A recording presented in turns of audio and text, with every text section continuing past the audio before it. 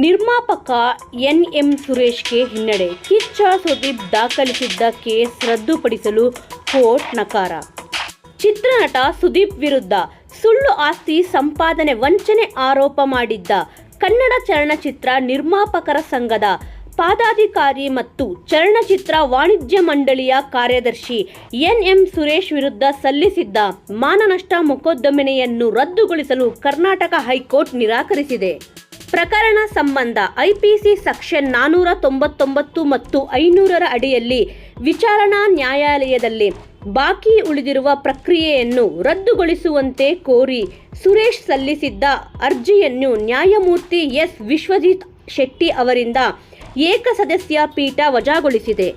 ಇದೇ ನಟ ಸುದೀಪ್ ವಿರುದ್ಧ ಮಾನಹಾನಿಕಾರ ಮತ್ತು ಸಮಾಜದಲ್ಲಿ ಅವರ ಹೆಸರು ಖ್ಯಾತಿಗೆ ಧಕ್ಕೆ ತರುವಂತಹ ಆರೋಪಗಳನ್ನು ಮಾಡಿರುವುದರಿಂದ ಆರೋಪಿಯ ವಿರುದ್ಧ ಪ್ರಾಥಮಿಕ ಪ್ರಕರಣವನ್ನು ದಾಖಲಿಸಲಾಗಿದೆ.